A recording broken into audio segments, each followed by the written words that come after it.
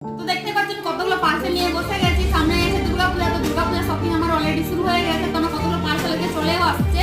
আর আমি হলো এখনো বহু অর্ডার করে রেখেছি, যেগুলো এখন আসতে বাকি আছে। চলো যেগুলো আসছে সেগুলো তোমাদের আগে দেখাই। তো এখানে একটা আমার টপ অর্ডার করেছিলাম, একটা টপ এসেছে।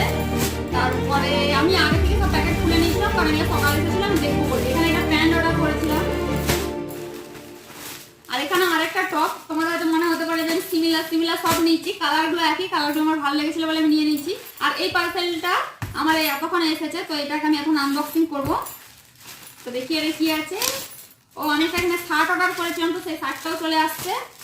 আর এতে এটা একটা লাস্ট প্যাকেজ আজকের মিনি ব্লগে। তো দেখি এটার মধ্যে কি আছে। ও বাবা, এ তো সেই একবারে প্রোডাক্টের মতো করা আছে, জামা কাপড়। আর এটা আমি একটা হোম ডেকোরেটের জিনিস কিনেছিলাম, যে সেইটাই আসছে। তো সেটা আমি যখন আমার রুমে লাগাবো, তো তখন আমি তোমাদেরকে দেখাবো, এখন দেখাবো না। তো বাই বাই গাইস।